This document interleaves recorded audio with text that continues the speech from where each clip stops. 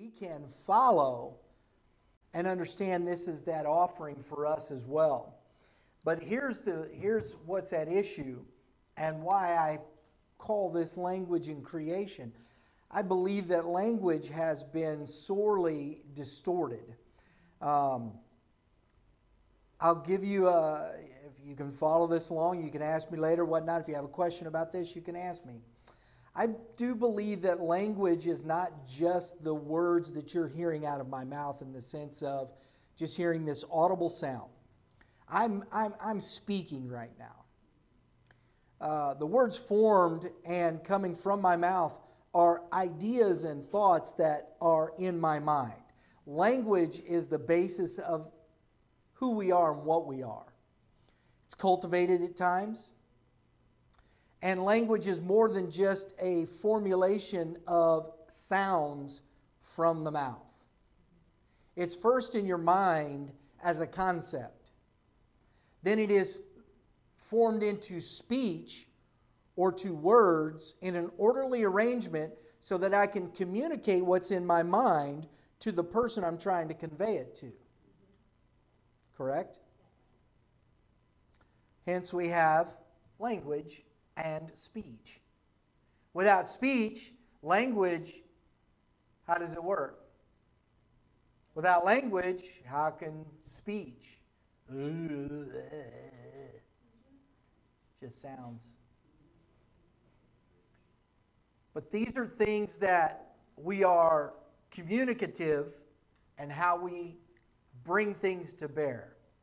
And I think this has been lost on mankind, and the language of creation has been lost. Especially in our modern world. Exodus 6:1.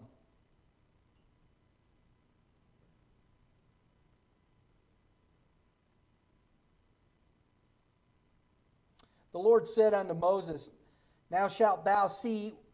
I'm going to go to a different version. I was in the KJV, sorry. And Yahweh said to Moses, reading from the LEB, thank you. Now you will see what I will do to Pharaoh, because with a strong hand he will release them, and with a strong hand he will drive them out of his land. And God spoke to Moses, and he said to him, I, Yahweh, and I appeared to Abraham, to Isaac, and to Jacob as El Shaddai. But my name Yahweh, I was not known to them.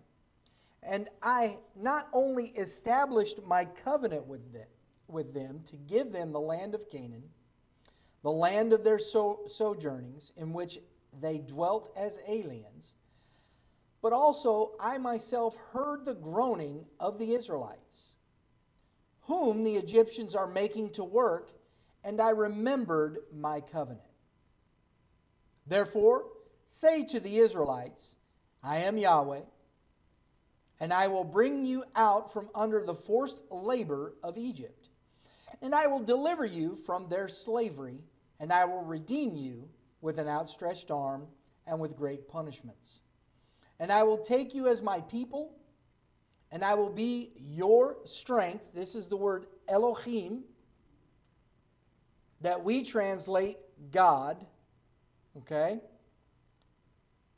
But it says, I will be your Elohim, your strength, and you will know that I am Yahweh, your strength, who brought you out from under the forced labor of Egypt. Let me ask you a question. In reading this, he said, and I will take you as my people. Weren't they already his people?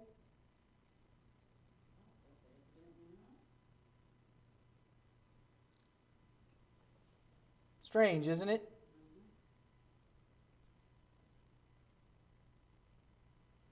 I thought it curious.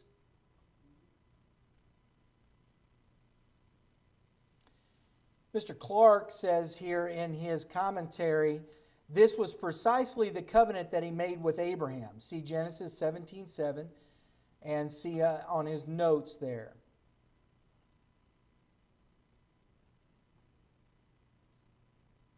Everybody pretty much has the same thought process. God, this is the Cambridge Bible, who had appeared to the patriarchs as El Shaddai, reveals himself to Moses by his name Yahweh and bids him tell the Israelites that having heard their groanings and bondage, he has resolved to fulfill the covenant made with the patriarchs. Okay. He continues here by saying in Exodus 8, the 8th verse, "And I will bring you to the land I swore to give Abraham, to Isaac, and to Jacob, and I will give it to you, a possession. I am Yahweh." And Moses spoke thus to the Israelites, but they did not listen to Moses because of discouragement and because of hard work. All right.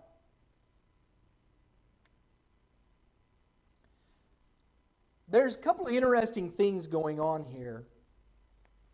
And I've been reading a lot about history and going through, because from the context of what we're dealing with, if we're going to grow and mature in our faith, what basis and what standard am I to go by?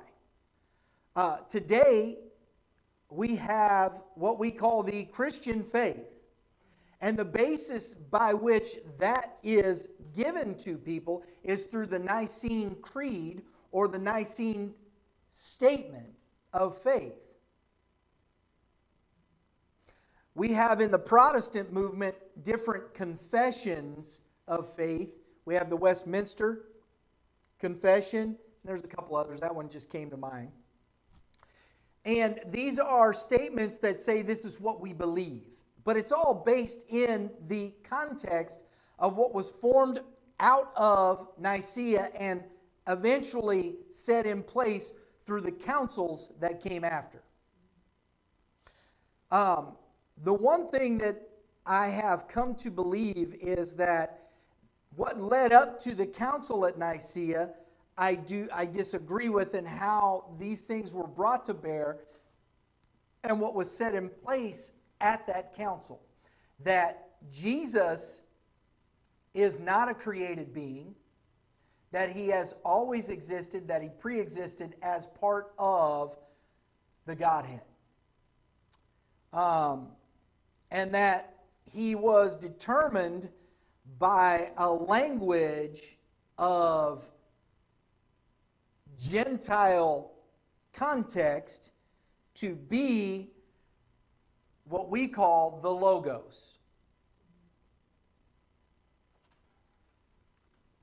And in my study over the past, let's call it 10 years, this isn't something I come along with or come to just a moment and go, oh, that's just wrong. 10 years of looking at these things, reading history, going through information that has been talked about and written about concerning the Nicene Council. One of the most interesting books I've read is by a professor of conflict resolution from the University of West Virginia. This was a book he wrote in 1971. He took a sabbatical and went to Italy and went to the convent where most of the records concerning Nicaea and what happened there are stored. Because he wanted to see, as just, this man was not a Christian. He is a professor of conflict resolution. And this he saw was one of the greatest conflicts in history. And here you have, he puts it into the thought process of, you have this emperor, this major figure in history sitting here, along with all of this conflict. How was it resolved? Where did it come to? Why did it come to this? Why did it have to be resolved this way? He used the context of Constantine, which I believe to be true, as a mediator in some of this. And we've talked about these things and discussed it. I thought it's a very interesting read. Okay? And I always thought it interesting that a professor of conflict resolution took this and looked at it. And if I remember correctly, I'd have to go back and look. It's been a little bit since I've read the book. He came to some interesting conclusions about what he thought about the whole thought process. And believing in Jesus and how you come to formulate this out of what was said there. So, in looking at these things, if that is not our foundation of faith, then what is? How do we see Jesus? And this has been something that I've set my mind to for a long time now. If that is not my foundation by which I believe, then how do I see Jesus? How is actually, not so much even how do I see Jesus, but how do I know who He is, what He is, what His ministry was about to me? How am I born again? How do I mature? How do I become this person? If I set myself outside of that, He's the second person of the Trinity, I can't relate to that anyway. But then all of the rest of the faith is set in motion because of that. And all the doctrine, regardless of what you would like to say or think, is stemmed from that context and has been born out of that. From original sin to the Eucharist to marriage to all of it. Everything stems from that context. That Jesus is the Logos, what we call the Logos. The second person of the Trinity, pre-existing, same substance, homoousia. The word homoousia in Greek did not exist before the Nicene Council. It was not a word. They had to come up with something to explain what they were trying to get across. Same substance.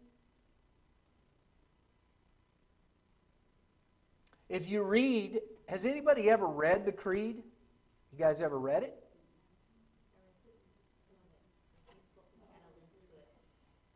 True God of true God.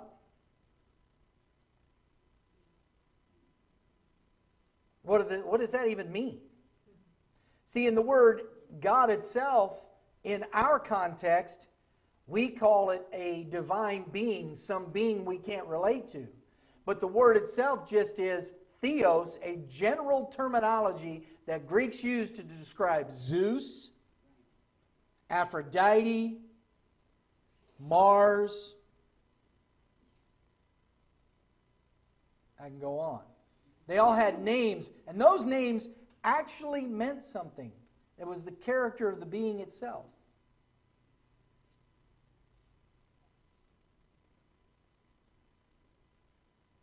So, here I sit.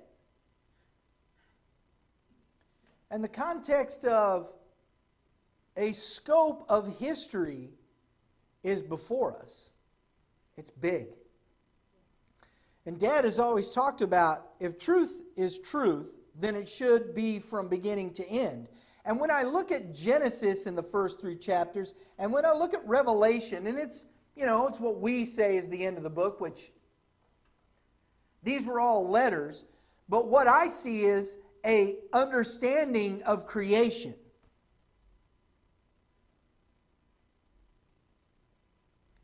You see creation as it was created, and in Revelation, the last 3 chapters, you see the same thing. You see creation as it was. They're a mirror image of each other. How do we get there?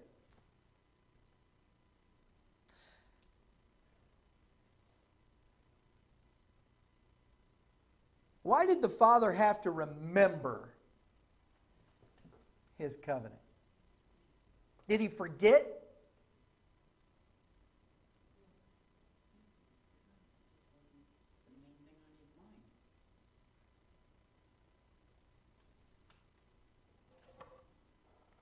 interesting, right? We usually say, oh man, I remembered that. It's usually because we forgot something, right? This is the context we put this in, isn't it? Why is it that we always need something external to remind us of something? Why can't we just remember? Does Jehovah need something external to remind him of his word?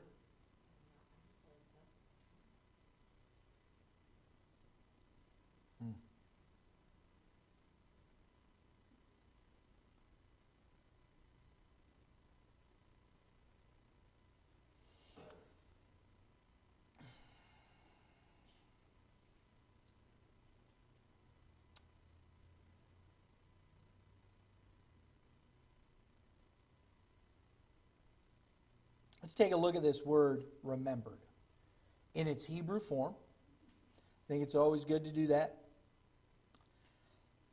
It's the word zakar. Zakar. Oops.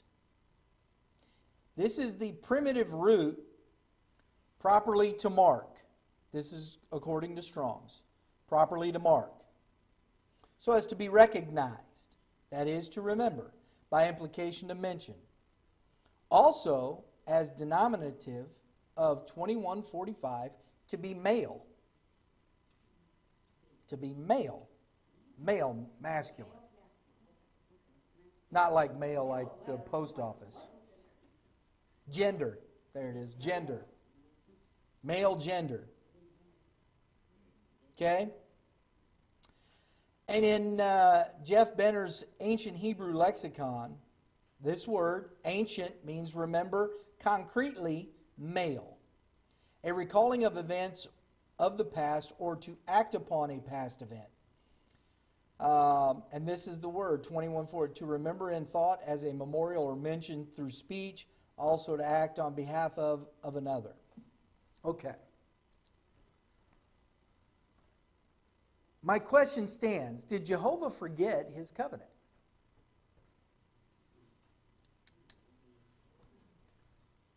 With Abraham. That he had to remember it. That's what it says, right? What do you guys think? No? Don't think he forgot?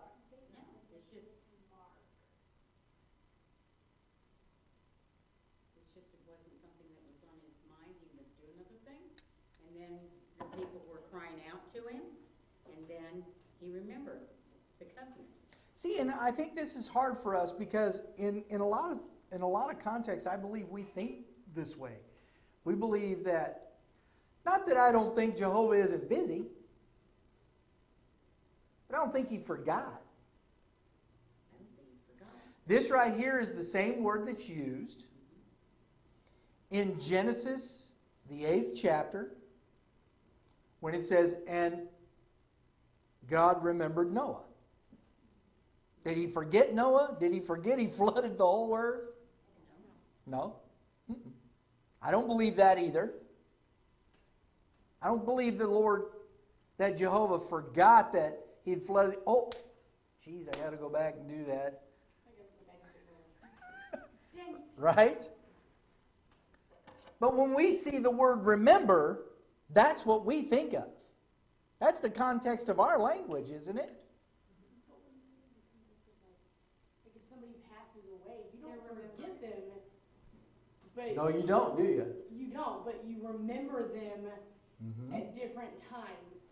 I have to remember to do that. I have to do this. I have to. You didn't necessarily forget, but you make a point to bring it to bear, like in your focus, I guess. Yeah. I think you remember that person when they pass away. You didn't forget them. But you make a point to bring them to mind on a regular basis. Psalms, the 8th chapter. These are all things I've talked about before.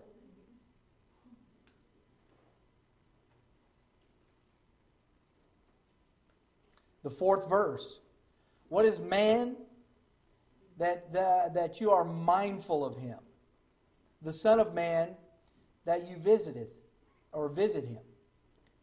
The word mindful there is this same word that is used in Genesis and in Exodus. The same word.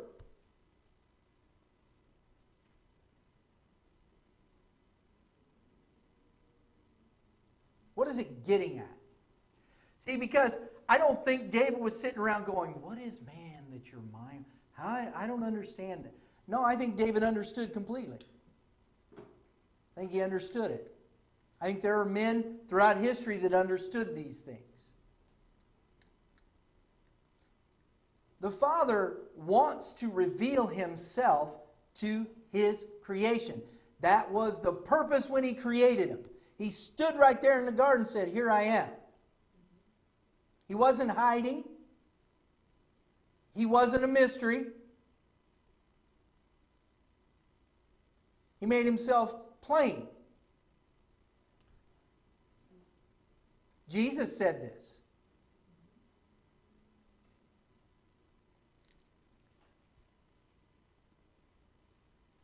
So, here we sit. How do we understand this? In our modern context of Christianity, I was listening to a gentleman the other day even, on my way up here on Saturday. Just going to do some work. The gentleman was a minister that was a Messianic Jewish man. He was Messianic evangelical Jewish minister. It's the way he said that of himself. That's how the whole thing opened. Okay? So he believes in Trinitarian doctrine and all these things, but Messianic, knowing that Jesus came through and all this stuff. He's basically a Hebrew that became a born-again believer or came to the Christian faith.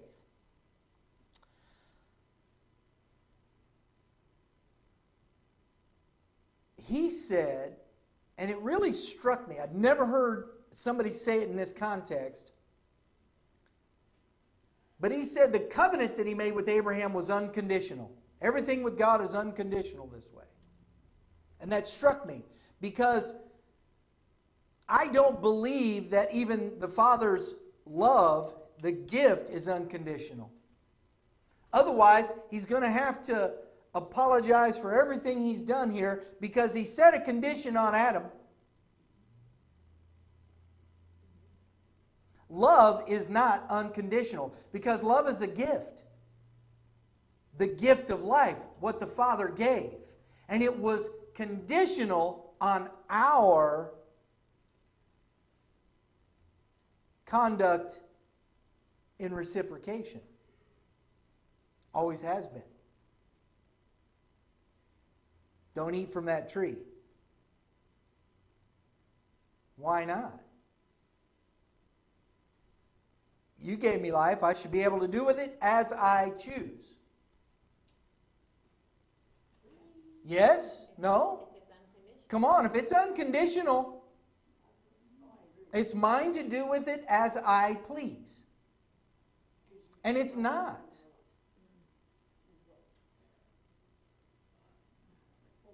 Now I'm going to bring this to bear within that same context, okay? Here you have Abraham, right? His belief was credited to him as righteousness, wasn't it? We read later concerning Isaac and Jacob, the Lord coming to them and saying this, if you will guard and protect my commands, my precepts, and my statutes as your father Abraham did, I will bless you. Is that a condition? Yes. That's what it says.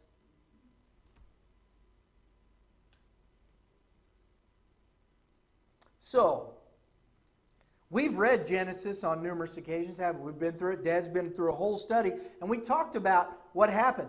And the sons of Israel What were they like?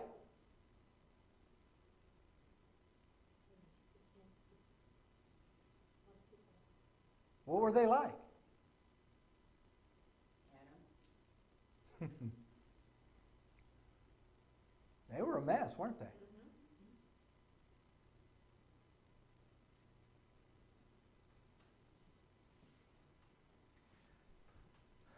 We don't see much guarding, protecting, and keeping the precepts, commands, and statutes, do we?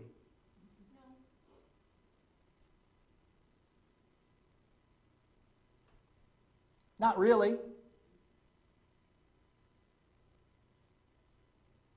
Is the covenant with Abraham conditional on these things? Absolutely. It's what Jehovah set in place. Always has been. That man lives according to what the Father has set in place. Simple as that. It's not hard, but it is for us. And here we see this happening. And what happens?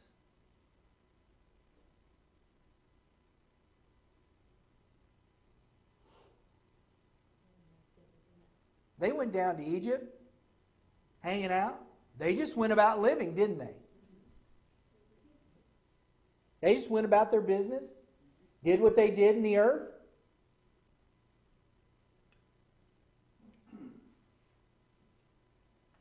Were they the chosen people?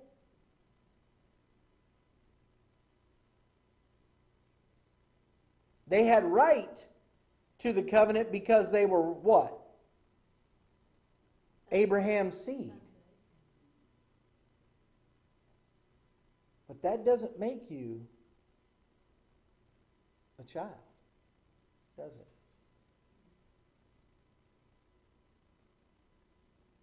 We have Abraham as our father. Now what they said to Jesus? What did Jesus say back?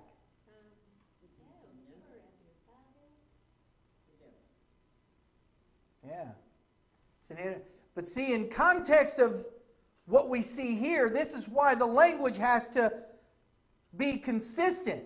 Because then you understand why Jesus said to these Pharisees this statement here. It's conditional. We can't claim the covenant unless we keep the statutes, the commands, and the precepts.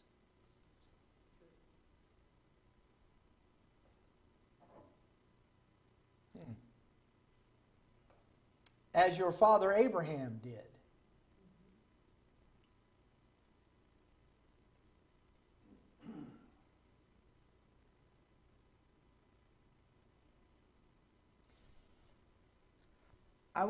I'm setting some foundational stuff here because we're going to start walking through some things from the garden to Abraham, his journey, and some of the historical things that we can see that bring to bear,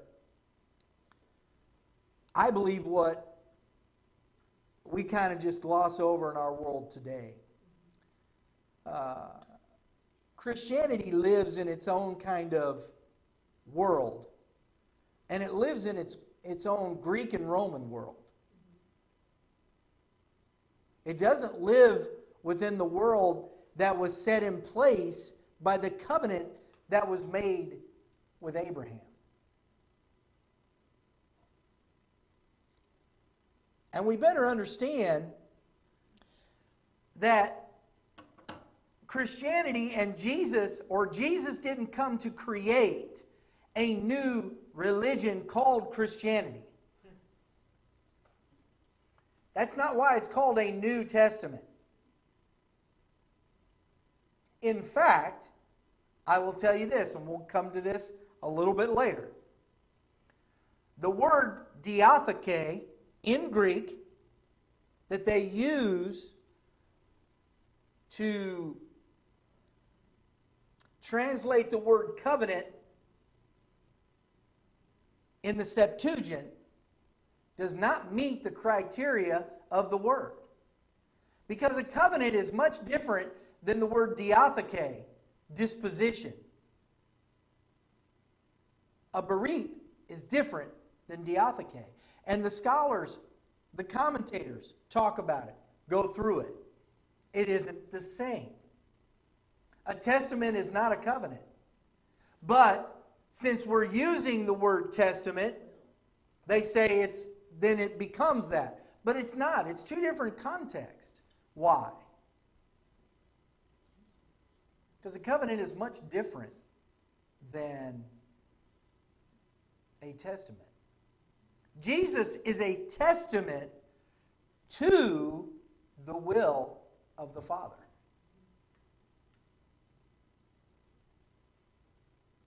But the covenant was made long before Jesus came along.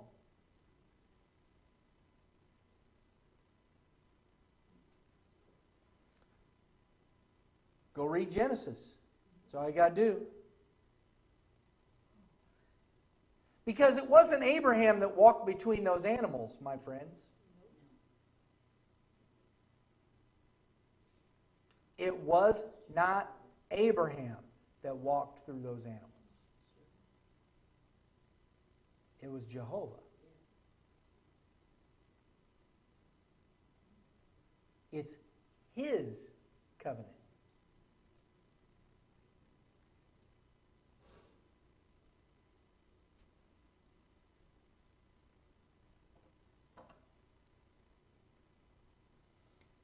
But there are conditions that we have to meet in order to be partakers of that covenant. Jesus is the testament concerning that covenant. And it's a refreshment of what was done with Abraham. And it took away all the stuff that happened in the middle there just for Jehovah to try and get mankind's attention. The seed of Abraham's attention.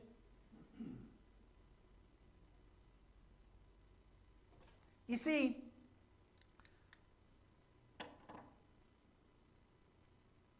how is it that everything for us is external, external, external? Everything we have to do, we have to set external remembrances. Why?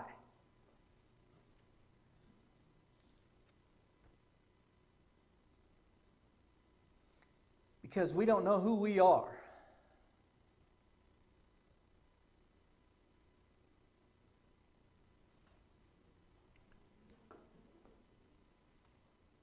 As you're going through these things, you find different places where it's interesting why things were done. Has anybody ever heard of what an Ebenezer is? There's a very popular song right now. I believe it's done by maybe Chris Tomlin or one of the guys. But it's about my Ebenezer. And there's a congregation that we had went to. They love singing this song. And they have an Ebenezer. They talk about it. They have an Ebenezer set up in their church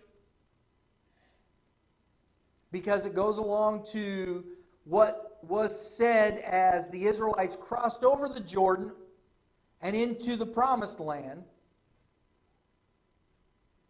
Theirs is they've got this pile of rocks, and in the middle of it is a cross, and that's the Ebenezer. Memorial, remembrance. Jehovah tells Israel, or tells Joshua, look, you pick 12 men, one from each tribe. Tell them to go back into the Jordan on dry land, on firm land, pick up a rock, put it on their shoulder, and bring it out and place it over on the bank. So they do that. Why? Well, the story says, so that when in future generations, if one of the children asks his father about that, they can tell them this is why. Why do we have to do that?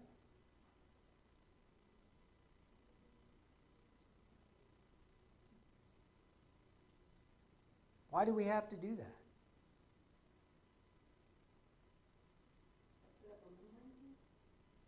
Why did Jehovah tell him to do that? See, we think it was, this is the way Jehovah is. He's very ceremonial. No, he's not. He knows man. I was going to say, he knows we're going to forget. We need to be reminded. They've been forgetting for how long now who they are. So as soon as they got across the river, as soon as they left Egypt, they forgot. Didn't they? Man, you just brought us out here to die.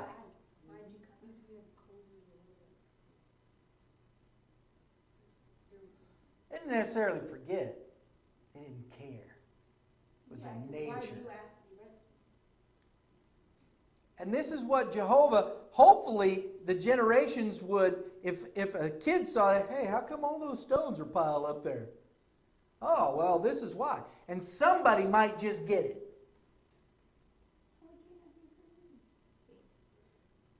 That's the difference between Abraham, because remember when it was interwoven into his character, is that was a fabric, that was part of his being every day. Yeah. Whereas that's not. They didn't make it part of their being. See, to be born again is to be born again. To have a refining fire, renewing your mind, and the fabric of your being reworked. And every day I wake up and I know I remember who I am. It's not something that I have to be reminded of. But it's something that I must become each and every day as I go about my day. And what I have to be in order to inherit the kingdom.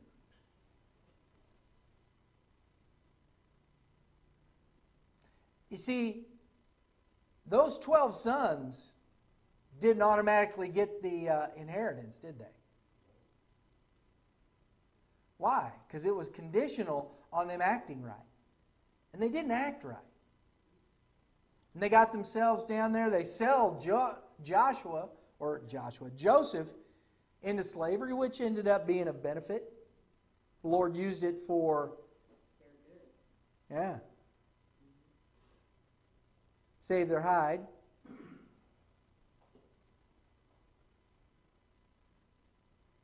Still didn't change them, though, did it? Because they stayed in Egypt. They didn't go back to the land that was promised, did they? They forgot it. They didn't care. It wasn't a matter. They didn't believe it anyway. But the father heard them crying out in Egypt. And he remembered his covenant with Abraham. And he said, I will come get them, and I will take them as my people. This is where Jehovah hooked himself up with Israel, right then and there.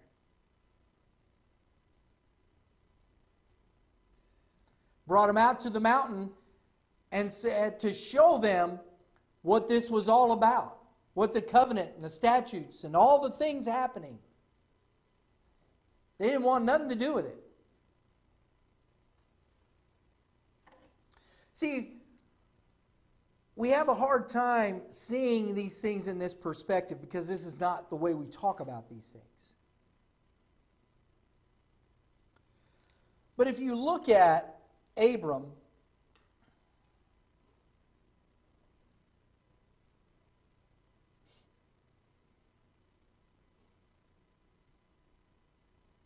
in the 12th chapter of Genesis, he starts his journey. His father had taken the family to Haran. Okay? If you're in the whole big Middle East there, is down here where they lived, okay? They traveled up to Haran, which is in northern Iraq, probably Kurdistan, up in that area. And then they came down into Israel around Shechem. Okay? So they traveled up this far. Well, Terah stayed in Haran. It was Abram and Lot that the Lord said, I will continue your journey. I want you to go where I told you. From Haran. Not from Ur, but from Haran. Okay?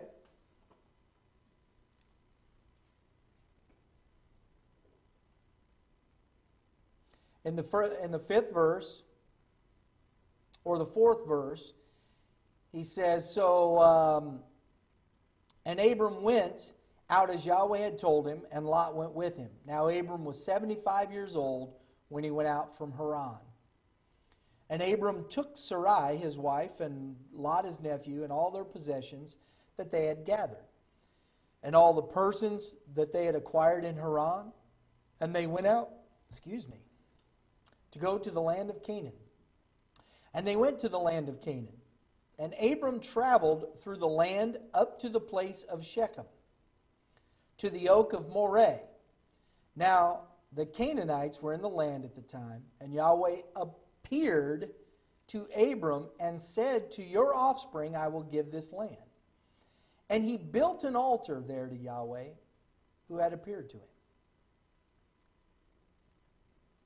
And Yahweh appeared to him. Now, commentators, they will tell you that this is Jesus Christ that appeared to him. This is how Jehovah appeared to him in the form. This is one of the first impressions of this, and it's okay.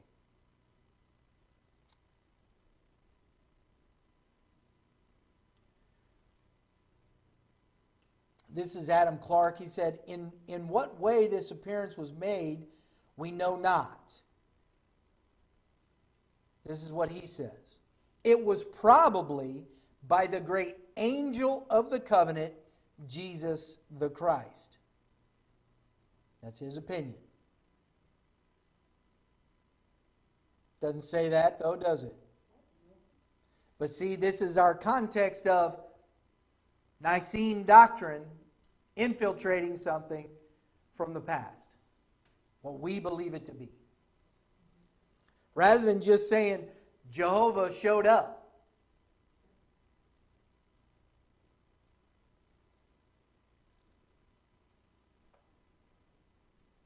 Because I think it's interesting that this is said here, because and Abram passed through the land unto the place of Shechem, and unto the plain of Moreh.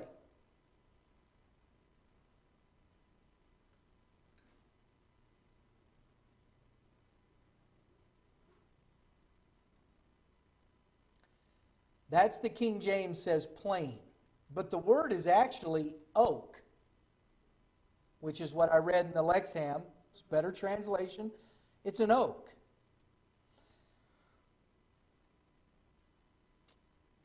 And when you look at the word in the Strong's,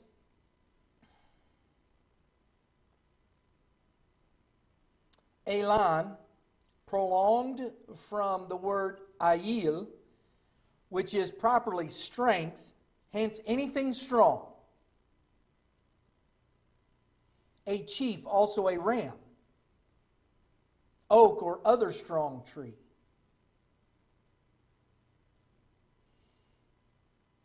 And in the ancient Hebrew lexicon, the ancient word for this is yoke. Concretely ox, abstractly strength. And this is what we've seen this word before, talked about it on many occasions.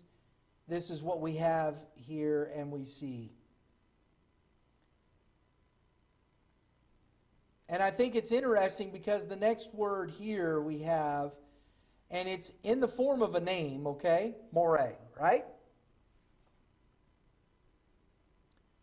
The same as the word Moreh, but it's Moreh, a Canaanite, also a hill, perhaps named from the hill of the person, a Canaanite. But it comes from a word, it has meaning, which is Moreh, from an archer, also teacher or teaching, also the early rain. And this word is from the root word Yorah, which I don't know if anybody will remember the word Yorah.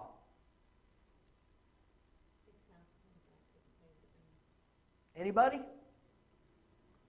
You guys help with these things. See, and I'm going to be very serious with you guys.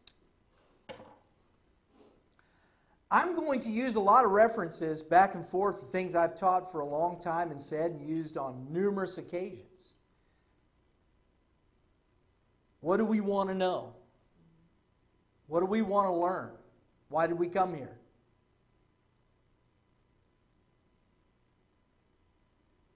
Anybody remember what we talked about? The beginning of wisdom, or the fear of the Lord is the beginning of wisdom? Same word.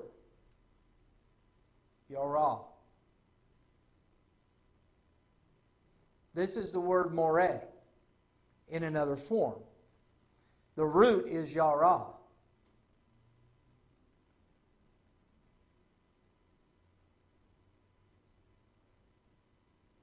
He came out here to this strong oak. What does that represent? Strength. Counsel, strength, right? We see that in the garden, don't we? Isn't that a form of the same thought process? And here we have the same word, yarah, fear, to hear, to listen. The flowing of water, it's the same as you go back to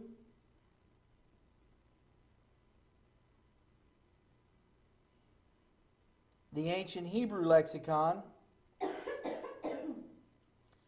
as throwing, fear, a throwing of a finger to show a direction to walk or live.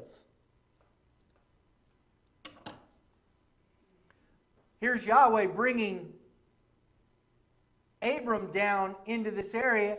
He's up to Shechem. We have an oak and a plant. He builds an altar there, pitches his tent. What for? Just to hang out? We just think, so Abram just hanging out. It's cool, man. Right on. Lord told me to come here.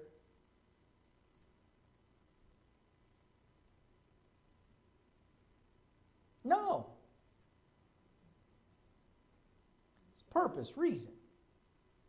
He wants to see if Abraham will obey,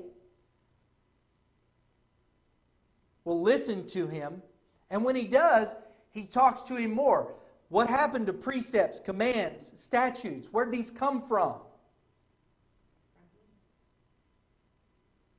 Jehovah appeared.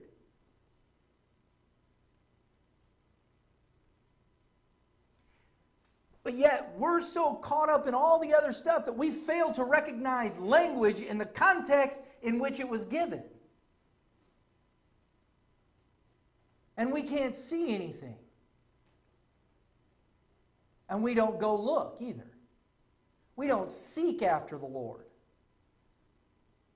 We don't get up in the morning and put our minds to it. Focus ourselves on it. You must believe that He is, and that He is a rewarder of those who diligently seek Him. That's conditional. Do we diligently seek Him? Is it something we set ourselves on a daily basis to do? The Father sought out man after his treachery, after his betrayal. He sought him out, remembered it, marked it, set it in place. I'm going to do this. I've set my mind to restoring my creation. I've set myself to restoring my son.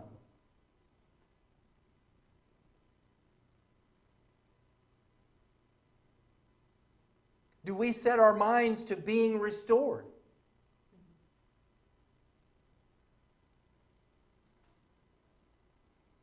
Or are we just playing church?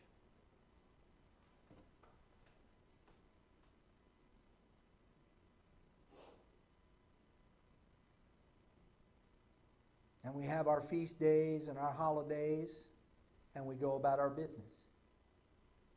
Or are we truly repentant?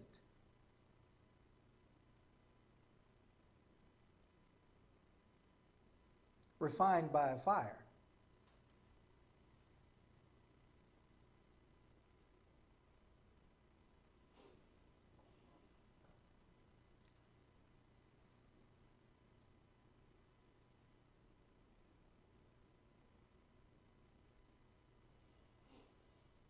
He was in Moreh,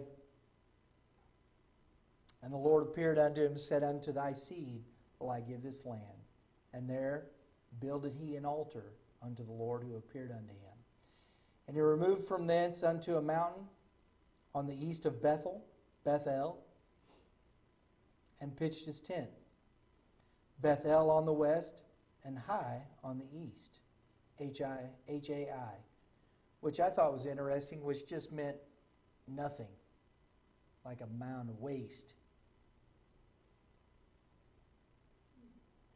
And there he built an altar unto the Lord, and called upon the name of the Lord. And called upon the name of the Lord. So there was a time Abraham spent there calling on the name of the Lord.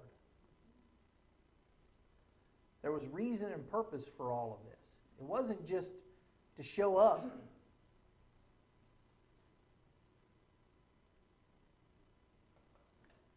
We have to continually look at the foundation by which we were grafted into a covenant as Gentiles. Instead, the Gentile world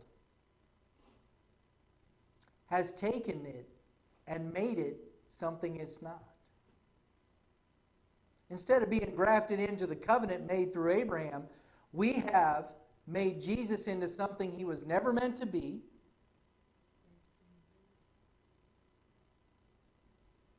And made our own religion out of it and moving on our own way.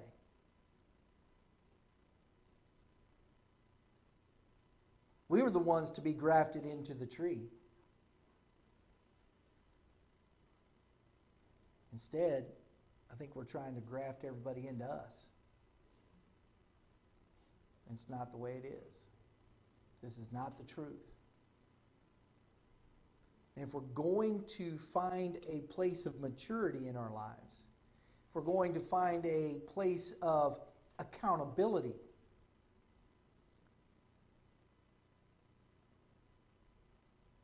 I consider these things when I'm looking at study, when I'm thinking about the gravity of what I'm talking about. When I stand in front of my Father,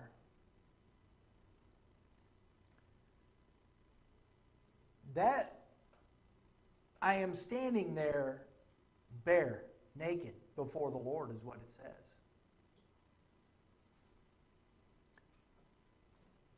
To give an account.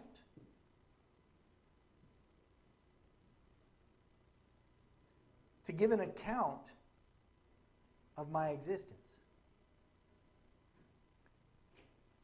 What am I measured by?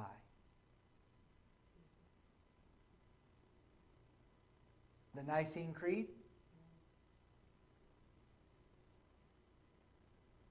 The Westminster Confession?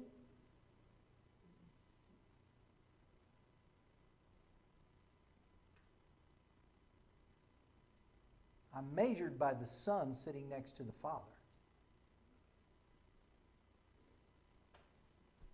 That's what I'm measured by. So if I understand that's the measurement, I have to understand how to exist in that same fashion so that I can be welcomed, saying, "Well done. Enter in on the right hand." See, that's real. That's serious stuff, and I take it very seriously every day. Thinking about how we are to conduct our lives and why we come here. Why are we here? Why do we gather like this? I'm not wanting to bring something that is just, okay, feel good, boom, boom. No, together, we are stronger. Together we understand. Because these are things in my own life that are necessary to meet a standard by which I have to, regardless of what happens out here with anybody else. But if we're gathering together, then let us gather together to seek out and set our minds to the same mission. Yeah? The same passion. So that we're all on the same road. Narrow is the gate, and straight is the way. That word straight isn't like a straight line. It's an obstacle course. Straight meaning it's a straight, and there's plenty of obstacles that leads unto righteousness, and few there are that find it. Broad is the gate and wide is the path that leads to destruction, and many there are that find that enter in through that. This is the words of Jesus. That's the words of Jesus. I think we ought to pay attention. It's sometimes not easy. There's obstacles. We usually create our own obstacles. Right? But why we're talking about these things, we can eliminate those obstacles if we understand the path that Jesus walked. I don't want to hear about some story I can't relate to. I don't care. I need to have something I can relate to.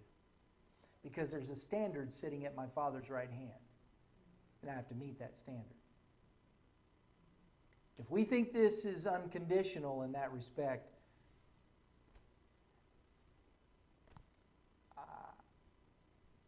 that's not the book I read. That's not the letters. There's nothing in the framework of anything that's written in here that says it's unconditional. Then why be born again?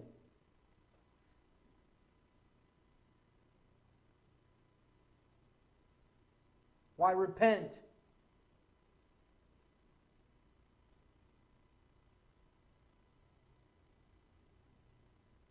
Right?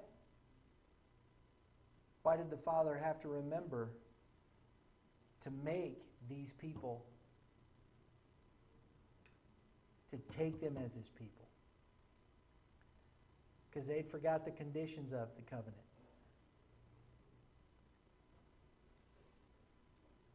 We can't forget. We just can't. We can't let them go. We can't let them lax. We can't let them sit. We have to stay focused on the precepts, the nature of who Jesus is. Amen? Okay, that's all I got. Anybody?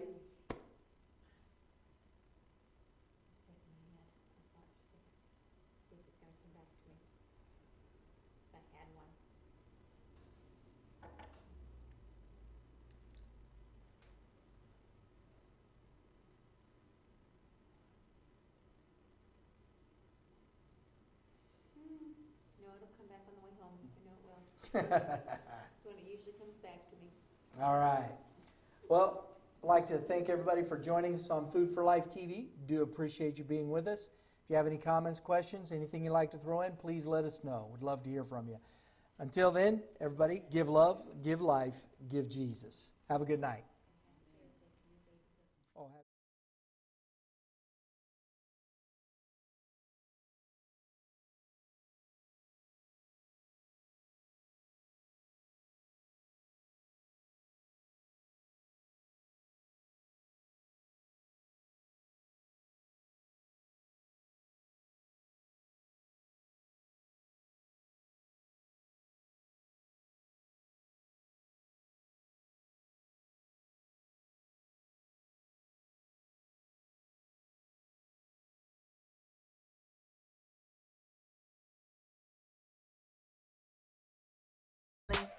Scared I'll die of uncertainty. Fear might be the death of me. Fear leads to anxiety. Don't know what's inside of me. Don't forget about me. Don't forget about me. Even when I doubt you.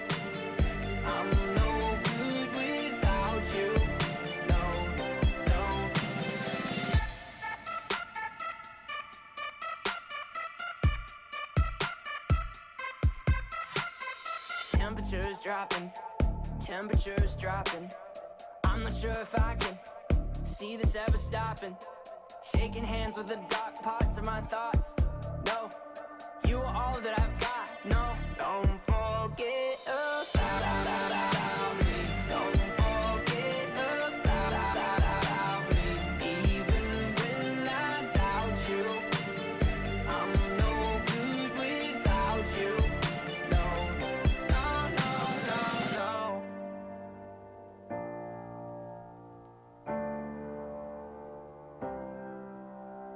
Gnawing on the bishops, claw away up their system, repeating simple phrases. Someone wholly insisted, want the markings made on my skin to mean something to me again. Hope you haven't left without me. Hope you haven't left without me. Please.